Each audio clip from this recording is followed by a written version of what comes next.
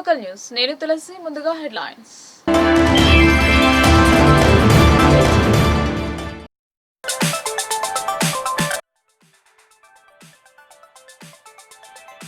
రాత్రి నుండి RTA check post పై ACB దాడులు. సలాబాద్పూర్, పొందుర్తి చెక్ పోస్టులలో సోదాలు.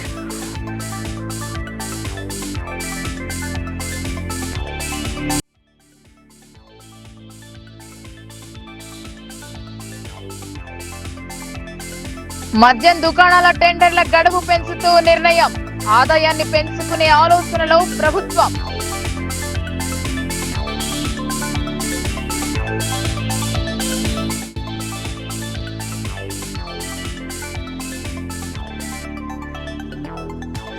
జిల్లా కేంద్రంలో ఊపందుకున్న దీపావళి వ్యాపారం. ప్రతిమలు, స్వీట్స్, టపాకాయల కొనుగోలులో నిమగ్నమైన జనం.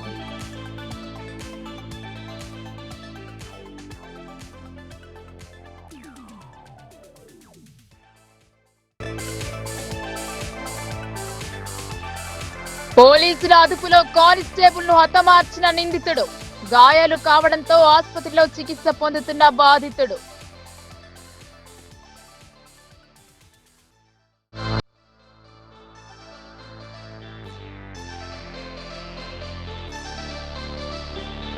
రాజ్యాంగం కల్పించిన హక్కులను ప్రభుత్వాలు అమలు పరచాలి. పౌర హక్కుల మహాసభలో వక్తలు.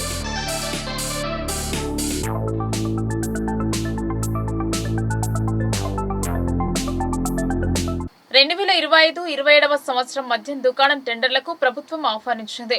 ఈ నెల 18 చివరి తేదీ ప్రకటించడంతో రాత్రి వరకు దరఖాస్తులు చేసేవారు ఎక్సైజ్ కార్యాలయానికి చేరుకున్నారు. ఆశించిన మేర దరఖాస్తులు రాకపోవడంతో 23 వరకు దరఖాస్తు గడువు పెంచారు. మద్యం దుకాణాలకు ఈసారి ఆశించిన మేర దరఖాస్తులు రాలేదు. ఈ నెల 18 వరకు దరఖాస్తుకు చివరి తేదీ కావడంతో రాత్రి వరకు ఎక్సైజ్ సిబ్బంది వ్యాపారం చేయాలన్న ఉద్దేశంతో టెండర్ వేసేందుకు కార్యాలయంలో నమోదు చేసుకున్నారు. జిల్లాలో మొత్తం 102 మద్యం దుకాణాలకు గాను 2633 దరఖాస్తులు వచ్చాయి. మరిన్ని దరఖాస్తులు చేసుకోవడానికి వీలుగా రాత్రి గడువు పెంచుతూ నిర్ణయం తీసుకున్నారు. ఈ నెల 23 వరకు దరఖాస్తు చేసుకునే వెసులుబాటు కల్పించారు. నిజామాబాద్ జిల్లా పరిధిలోని నిజామాబాద్ మున్సిపల్ కార్పొరేషన్ పరిధిలోని దుకాణాలకు 908, బోధన్ ఎక్సైజ్ పరిధిలో 427, భీమ్గల్ 355, మోర్తాడ్ 366 దరఖాస్తులు నమోదయ్యాయి. ఈ సంవత్సరం దరఖాస్తు రుసుము 2 లక్షల నుండి 3 లక్షల వరకు పెంచారు. దీంతో టెండర్ల సంఖ్య తగ్గిందని అభిప్రాయం వ్యక్తమవుతుంది. టెండర్లు తగ్గిన వచ్చిన దరఖాస్తులతో గతంలో మద్యం పాలసీ ప్రకారం జిల్లాలో రెవెన్యూ నమోదైందని తెలిసింది. కానీ పెంచిన దరఖాస్తు ధర వల్ల ఆశావాహులంతా కలిసి సిండికేట్ గా మారి పొదుపుగా దరఖాస్తులు దాఖలు చేసినట్టు భావిస్తున్నారు. మొత్తం మీద మరింత ఆదాయాన్ని సమకూర్చుకునే యోచనలో దరఖాస్తు గడువు పెంచినట్టు అభిప్రాయం వ్యక్తం చేస్తున్నారు.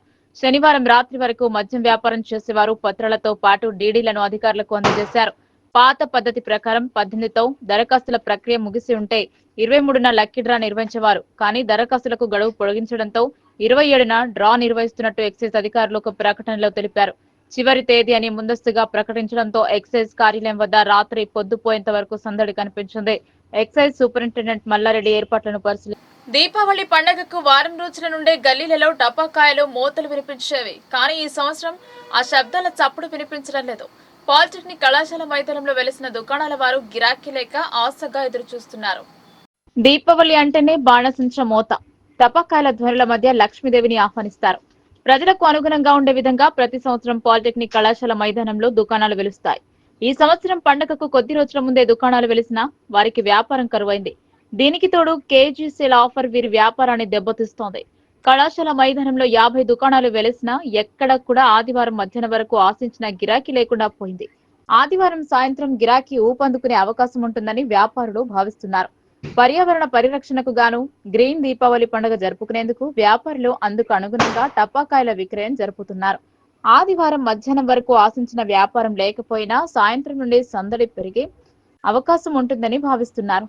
దీనికి తోడు అధికారులు ఖచ్చితమైన నియమ నిబంధనలు పాటించాలని నిబంధన పెట్టడం వల్ల దుకాణాలు తెరవడం కాస్త ఆలస్యమైంది.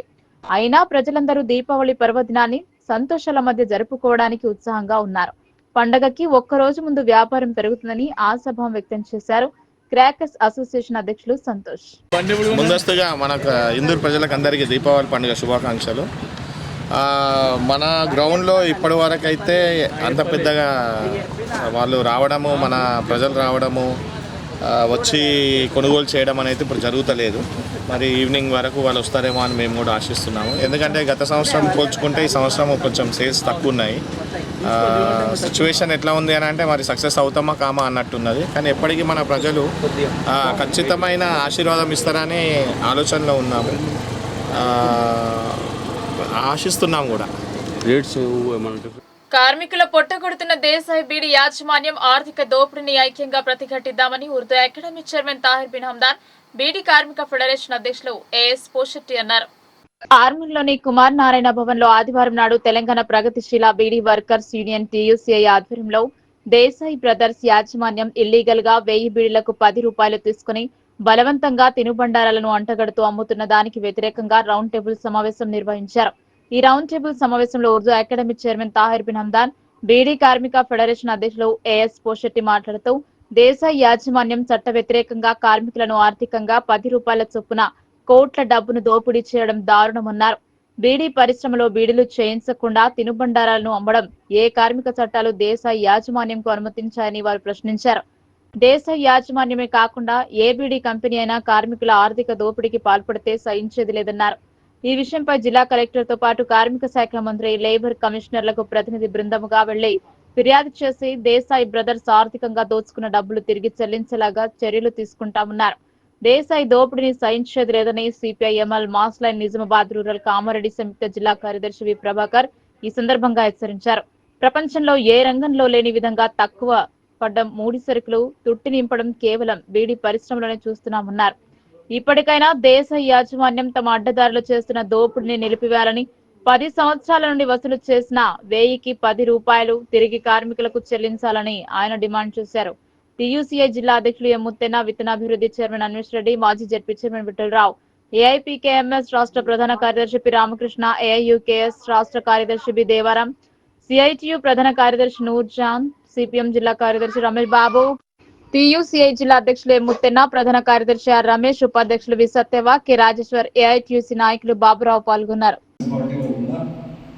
అనంతరెడ్డి గారు వారి నాయకత్వాన కార్మికుల పక్షాన పనిచేయడానికి అవకాశం ఇచ్చినటువంటి విషయాన్ని గుర్తు చేసుకుంటూ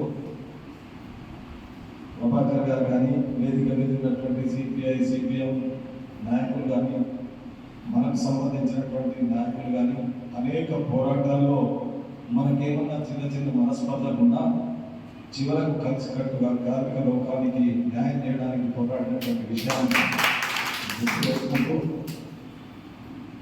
ఇక్కడ నా సోదరుడు విత్తనాభివృద్ధి సంస్థ చైర్మన్, ఆయన గురించి నేను కాంగ్రెస్ పార్టీలో ఉన్న అనంతరెడ్డి గారు వారి నాయకత్వాన కార్మికుల పక్షాన పనిచేయడానికి అవకాశం ఇచ్చినటువంటి విషయాన్ని గుర్తు చేసుకుంటూ ప్రభాకర్ గారు కానీ, వేదిక మీద ఉన్నటువంటి సిపిఐ, సిపిఎం నాయకులు కానీ, మనకు సంబంధించినటువంటి నాయకులు కానీ అనేక పోరాటాల్లో మనకేమన్నా చిన్న చిన్న మనస్పర్ధలు ఉన్నా చివరకు కలిసికట్టుగా కార్మిక లోకానికి న్యాయం చేయడానికి పోరాడినటువంటి విషయాన్ని గుర్తు చేసుకుంటూ ఇక్కడ నా సోదరుడు విత్తనాభివృద్ధి సంస్థ చైర్మన్, ఆయన గురించి నేను సలాబాద్పూర్ రవాణా శాఖ చెక్ పోస్ట్ లో మరోసారి ఏసీబీ అధికారులు పంజా విసిరారు. చెక్ పోస్ట్ లో విధులు నిర్వహిస్తున్న ఓ మహిళ ఏఎంవీఐ తన వ్యక్తిగత డ్రైవర్ సహాయంతో అక్రమాలకు పాల్పడుతున్నారనే పక్కా సమాచారంతో అర్ధరాత్రి నుండి దాడులు నిర్వహిస్తున్నామని ఏసీబీ డీఎస్పీ శేఖర్ గౌడ్ తెలిపారు. ఈ క్రమంలో ఏఎంవీఐ డ్రైవర్ ను పట్టుకునేందుకు ప్రయత్నించగా అతని వద్ద 10,200 విసిరివేయడం జరిగిందని తెలిపారు. కామారెడ్డి జిల్లా పరిధిలోని సలాబాద్పూర్, పొందుర్తి చెక్ పోస్టులపై శనివారం అర్ధరాత్రి నుండి ఏసీబీ అధికారులు దాడులు మొదలెట్టారు. గత 2 నెలల క్రితం దాడులు జరిపారు. తాజాగా జరిపిన దాడిలో సోదాలు కొనసాగుతున్నాయి. శనివారం ఉదయం నుంచి వాహనాల ద్వారా అక్రమంగా డబ్బులు వసూలు చేస్తున్నట్లు తెలిసిందని డీఎస్పీ తెలిపారు. దాడుల్లో మొత్తం 36,000 రూపాయలు పట్టుబడ్డాయి. దీనిపై విచారణ కొనసాగుతుందని, ఉన్నత అధికారుల దృష్టికి తీసుకెళ్లి తగు చర్యలు తీసుకోవడం జరుగుతుందని వెల్లడించారు. మద్నూర్ మండలం సలాబాద్పూర్ రవాణా శాఖ చెక్ పోస్ట్ పై అర్ధరాత్రి నుండి నిర్వహించిన దాడిలో అనధికారికంగా ఆర్టీఓ చెక్ పోస్ట్ లో 36,000 నగదు స్వాధీనం చేసుకున్నారు. ఆర్టీఓ చెక్ పోస్ట్ లో ఏఎంవీఐ వ్యక్తి గత డ్రైవర్ సహాయంతో వాహనాల ద్వారా అక్రమంగా డబ్బులు వసూలు చేస్తున్నట్లు తెలిసిందని, అతనిని అదుపులోకి తీసుకునేందుకు ప్రయత్నించగా అతని వద్ద గల 10,200 రూపాయల నగదును వదిలేసి పరారైనట్లు తెలిపారు. గత జూన్ నెలలో నిర్వహించిన దాడిలో 92,000 నగదు పట్టుబడగా మరోసారి నిర్వహించిన దాడిలో 36,000 నగదు స్వాధీనం చేసుకున్నట్లు డీఎస్పీ తెలిపారు. దాడుల్లో భాగంగా చెక్ పోస్టులోని రికార్డులను తనిఖీ చేయడం జరిగిందని అన్నారు. కేంద్ర ప్రభుత్వం త్వరలోనే రవాణా శాఖ చెక్ పోస్టులను ఎత్తివేయనున్నట్లు నిర్ణయం తీసుకున్నట్లు, త్వరలోనే ఒక ప్రత్యేక యాప్ ద్వారా వాహనాల రాకపోకలు కొనసాగించే వారికి అక్రమాలకు చెక్ పడనుందని అన్నారు. దాడులపై పూర్తి వివరాలు ఉన్నత స్థాయి అధికారులకు నివేదిక సమర్పించి తగు చర్యలు తీసుకోవడం జరుగుతుందని వెల్లడించారు. బిక్కనూరు మండలం పొందుర్తి 44 జాతీయ రహదారి వద్ద గల ఆర్టీఏ చెక్ పాయింట్ పై ఏసీబీ అధికారులు ఆకస్మిక దాడులు నిర్వహించారు. శనివారం అర్ధరాత్రి నుంచే ఈ తనిఖీలను ప్రారంభించిన ఏసీబీ అధికారులు వాహనాల డ్రైవర్ల నుంచి ప్రైవేటు వ్యక్తులు అక్రమంగా డబ్బులు వసూలు చేస్తున్నట్లు గుర్తించారు. అక్రమ వసూళ్లకు పాల్పడుతున్న 3 ప్రైవేటు వ్యక్తులను అదుపులోకి తీసుకున్నారు. చెక్ పాయింట్ వద్ద నుండి 51,300 రూపాయల నగదును ఏసీబీ అధికారులు స్వాధీనం చేసుకున్నారు. డబ్బులు వసూలు చేస్తున్న ప్రైవేట్ వ్యక్తులను ఏసీబీ అధికారులు అదుపులోకి తీసుకుని విచారిస్తున్నారు. రాత్రి 12:30 నుంచి మేము ఏసీబీ అధికారులు తర్వాత మా స్టాఫ్ అందరు కూడా రైడ్ చేయడం జరిగింది.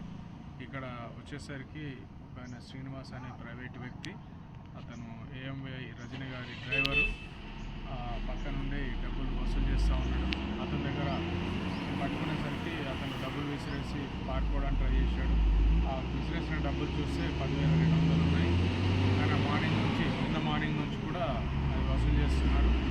ఆ వసూలు చేసిన డబ్బులు మళ్ళీ ఎవరో ప్రైవేట్ వ్యక్తులు ఇచ్చేసి ఆ జమైన డబ్బులు తీసుకుపోతున్నారని కూడా గమనించాము. మిగతా ఆ తర్వాత వచ్చిన వెహికల్స్ అన్నీ కూడా ఒక డబ్బా ఏర్పాటు చేశారు. ఆ డబ్బాలు వేస్తే అవన్నీ కలిపి 10,200 ప్లస్ అవన్నీ కలిపి చూస్తే 36,000 రూపాయలు ఇక్కడ జమ అయినాయి.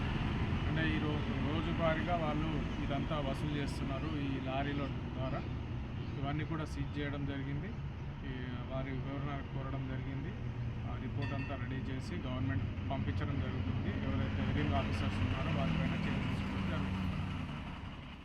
గవర్నమెంట్ నేను పంపిన రిపోర్ట్ ప్రకారం గవర్నమెంట్ కూడా చెక్ పోస్టులు ఎత్తేయాలని కూడా నిర్ణయం తీసుకుంది. అది తొందరలో ఒక యాప్ తయారు చేసి డ్రైవర్లను కూడా వారికి తగిన ట్రైనింగ్ ఇచ్చి ఆ యాప్ ద్వారా చేయాలనేది కూడా గవర్నమెంట్ ఆలోచిస్తూ ఉంది. అది ముందు జరిగే అవకాశం ఉంది. ఇప్పుడు జరుగుతున్నదాన్ని కూడా మేము గవర్నమెంట్ ప్రజాస్వామ్యం రాజ్యాంగం కల్పించిన హక్కులకు ప్రభుత్వాలు జవాబుదారీగా ఉండి అమలు చేయాల్సిన నైతికత ఉందని పౌర హక్కుల సంఘ నేతలు అన్నారు. ఇందిరాగాంధీ మొదలు నరేంద్ర మోడీ వరకు ప్రాథమిక హక్కుల అణచివేత తప్ప ప్రజాస్వామ్యయుత పరిపాలనకు ఈ దేశ ప్రజలు నోచుకోలేకపోతున్నారని ఆవేదన వ్యక్తం చేశారు. కార్మిక కర్షక పోరాటాలకు కనీస భావ ప్రకటన స్వేచ్ఛ ప్రశ్నించడానికి కూడా ఆస్కారం లేని పరిస్థితిలో నిర్బంధం కొనసాగుతోందన్నారు. పౌర హక్కుల సంఘం ఉమ్మడి జిల్లా 17వ మహాసభ నిజామాబాద్ ప్రెస్ క్లబ్ లో నిర్వహించడం జరిగింది. ఈ మహాసభకు సిఎల్సి రాష్ట్ర నాయకులు వి సంఘం అధ్యక్షత వహించారు. ముఖ్య వక్తలుగా వచ్చిన పౌర హక్కుల సంఘం రాష్ట్ర అధ్యక్ష కార్యదర్శులు ప్రొఫెసర్ గడ్డం లక్ష్మణ్, ఎన్ నారాయణరావులు మాట్లాడుతూ పౌర హక్కుల సంఘం గత 5 దశాబ్దాలుగా ఉమ్మడి ఆంధ్రప్రదేశ్ లోను ప్రత్యేక తెలంగాణ రాష్ట్రంలోనూ బలమైన పౌర హక్కుల ఉద్యమాన్ని నిర్మిస్తూ ముందుకు సాగుతుందన్నారు. సుదీర్ఘకాలంగా పనిచేస్తున్న ఉద్యమం తీవ్ర నిర్బంధాన్ని ఎదుర్కొంటున్నాయి. ప్రజలతో కలిసి హక్కుల ఉద్యమాన్ని నిర్మిస్తున్నదన్నారు. కాశ్మీర్ మొదలు కన్యాకుమారి వరకు, మణిపూర్ నుండి గుజరాత్ వరకు అన్ని ప్రాంతాల్లోని హక్కులని మారణ హోమానికి వ్యతిరేకంగా కార్యాచరణ కొనసాగిస్తుందన్నారు.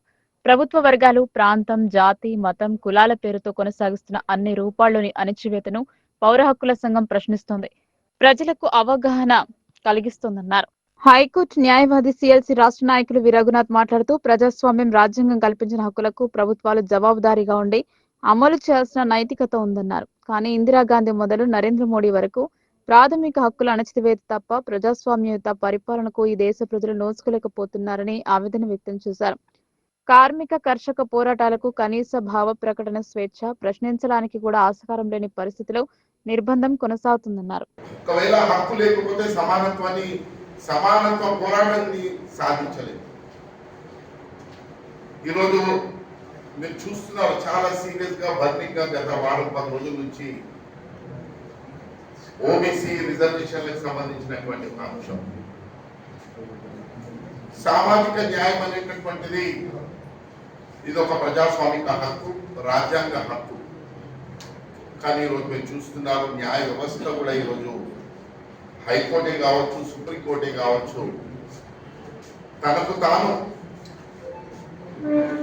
సీలింగ్ పెట్టి 50% రిజర్వేషన్ భారతదేశంలో దాటకూడదని చెప్పి ఒక అప్రజాస్వామికమైనటువంటి తీర్పు ఇందిరా సహాని అనేటటువంటి జడ్జిమెంట్ ఇచ్చి ఈరోజు భారతదేశంలో right to reservation is the basic fundamental right అనే దానికి వ్యతిరేకంగా ఈరోజు తీర్పులు ఇవ్వడం జరుగుతాం.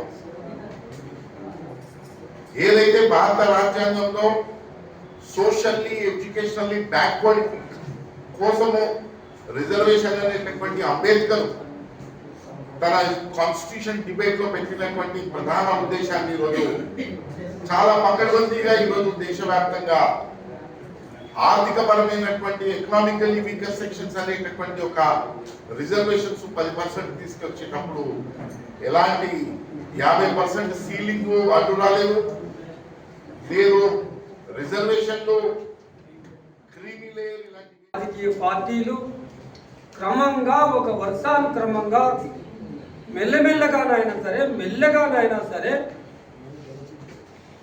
భారత ప్రజలను హేతుబద్ధంగా ఆలోచించే విధంగా, శాస్త్రీయంగా ఆలోచించే విధంగా భారత ప్రజల మనోభావాలను అట్లా ఉన్నత స్థితికి తీసుకెళ్లాలని రాజ్యాంగం ఘోషిస్తుంది. రాజ్యాంగాన్ని అమలు చేయటం కోసమే పాలకులు రాజ్యాంగానికి ఆ గడపకు దండం పెట్టి అందులోకి పోతాడు ఈ మోడీ. మరి ఎక్కడ హేతుబద్ధత పెంపొందిస్తున్నారు, ఎక్కడ శాస్త్రీయమైన ఆలోచన పెంపొందిస్తున్నారు? శాస్త్రీయమైన ఆలోచన చేసే వాళ్ళను పైగా దానికి సరిగ్గా తిరోగమనంగా భిన్నంగా హేతువాదాన్ని గురించి మాట్లాడితే, శాస్త్రీయపరమైన ఆలోచన గురించి మాట్లాడిన కల్బుర్గిని, గౌరీ లంకేష్ను, పన్సారేను ఇదే మతతత్వ శక్తులు పట్టపగలు కత్తితో ఓడించి చంపిన పరిస్థితులు మనకు ఉన్నాయి. చూశారా దృశ్యము?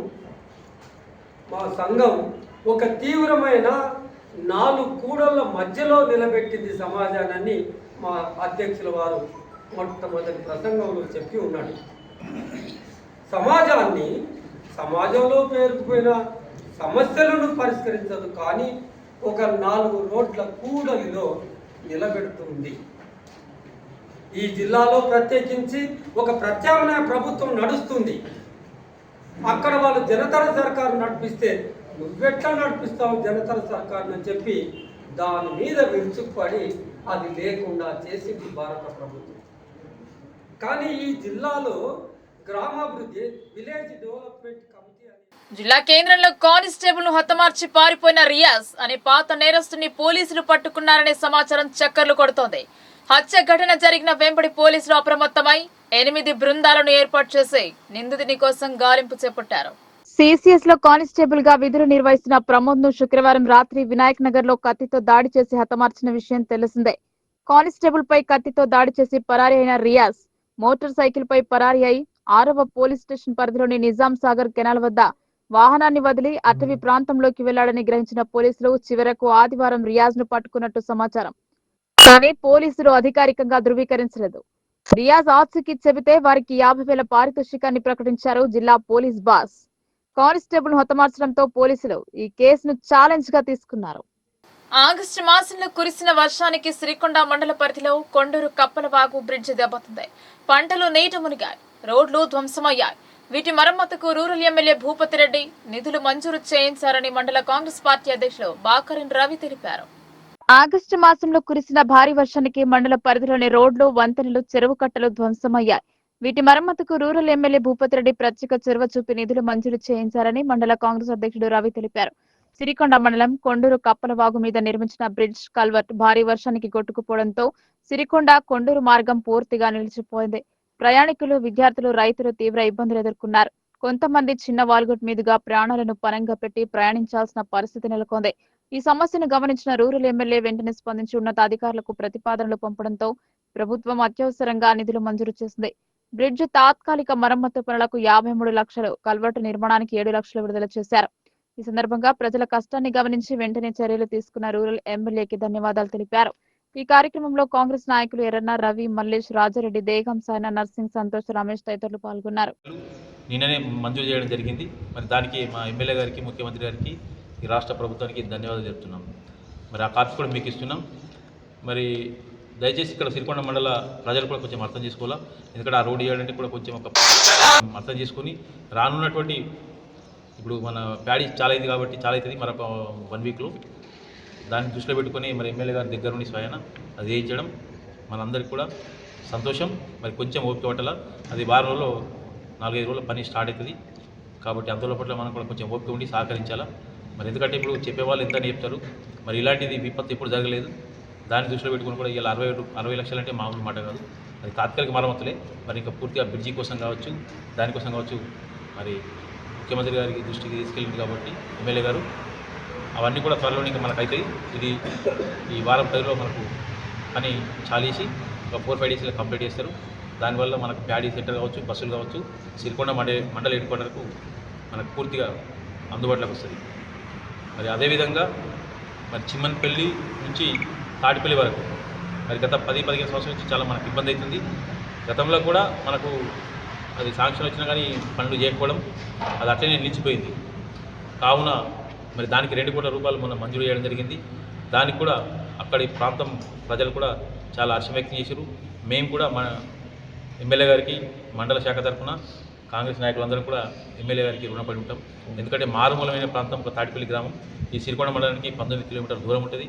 అది సిరిసిల్ల రాజన్నకు ఆనుకుని జిల్లా కాబట్టి చాలా ఇబ్బందులు ఉంటాయి. మరి ఆ రోడ్డుకు త్వరలోని ఈ వారం 10 రోజుల్లో కూడా వాళ్ళు పనులు చాలేసే అవకాశం ఉంది. దీపావళి పండగ అంటేనే చీకటిని పారద్రోలి వెలుగులు నింపే పండగ. అమావాస్య చీకటి రోజున ప్రజలు వెలిగించే దీపాల కాంతుల మధ్య పరిసరాలు జిగేలుమంటాయి.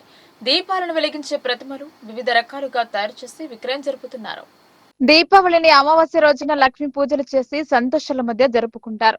లక్ష్మీదేవి చిత్రపటాన్ని పెట్టి కొందరు బొమ్మరిల్లు కడతారు. దొంతులతో బొమ్మరిల్లును అలంకరిస్తారు. అనాదిగా వస్తున్న ఆచారం ప్రకారం జరుపుకునే దీపావళి పండుగకు మారుతున్న కాలం ప్రకారం కొత్త శోభ అద్దుతున్నారు.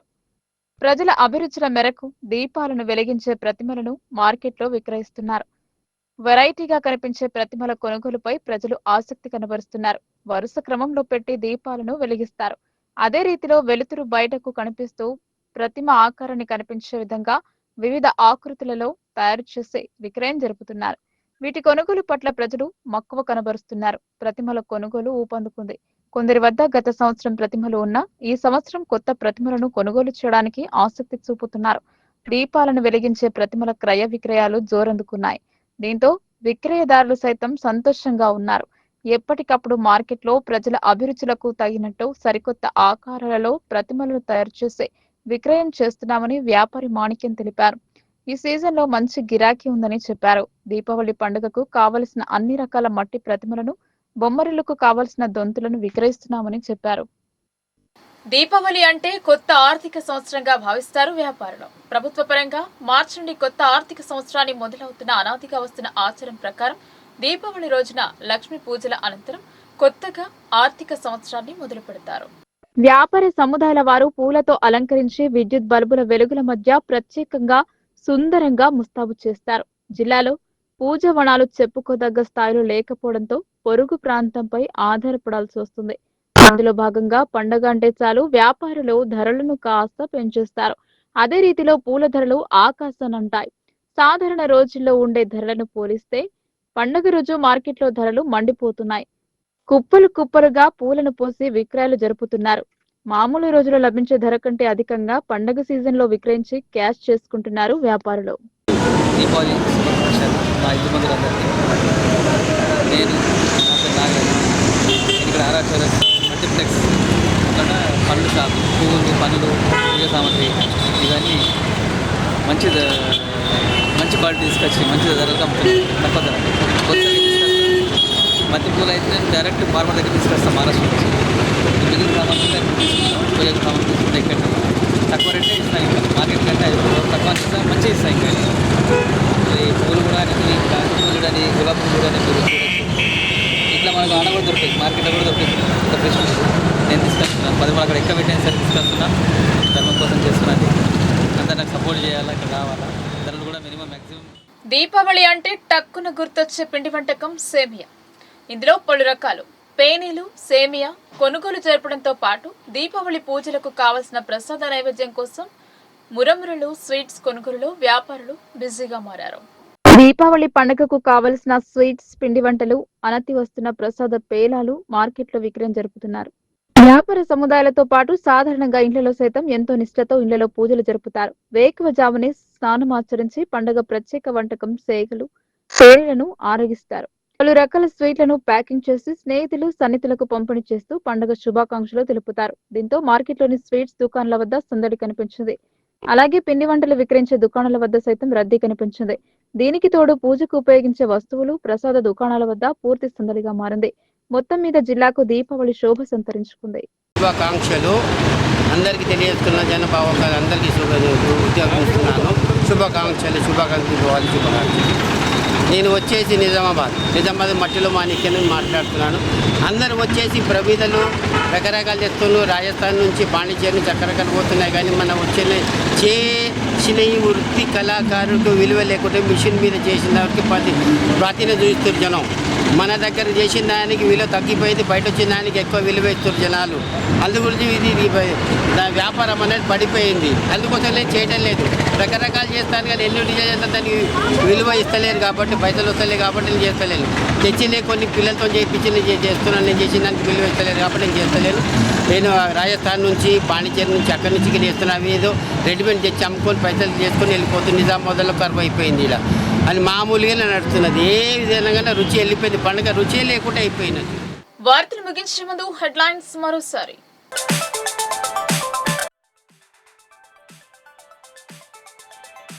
రాత్రి నుండి ఆర్టీఏ చెక్ పోస్ట్ పై ఏసీబీ దాడులు. సలాబాద్పూర్, పొందుర్తి చెక్ పోస్టులలో సోదాలు.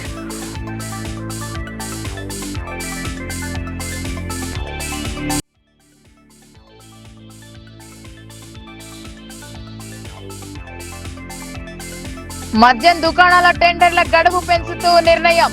ఆదాయాన్ని పెంచుకునే ఆలోచనలో ప్రభుత్వం.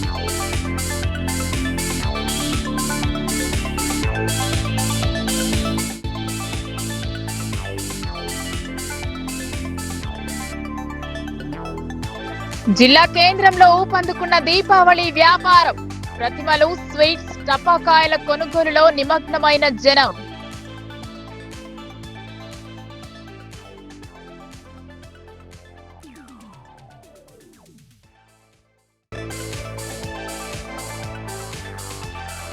పోలీసుల అదుపులో కానిస్టేబుల్ ను హతమార్చిన నిందితుడు. గాయాలు కావడంతో ఆసుపత్రిలో చికిత్స పొందుతున్న బాధితుడు.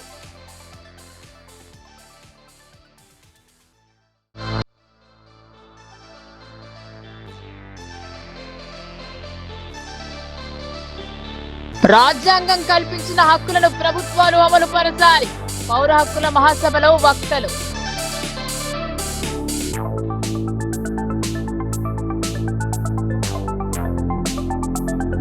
ఈ వార్తలు ఇంతటితో సమాప్తం. తిరిగి ప్రసారమై వార్తల్లో మళ్ళీ కలుద్దాం. అంతవరకు చూస్తూనే ఉండండి మీ లోకల్ న్యూస్. మన ఊరు మన వార్త.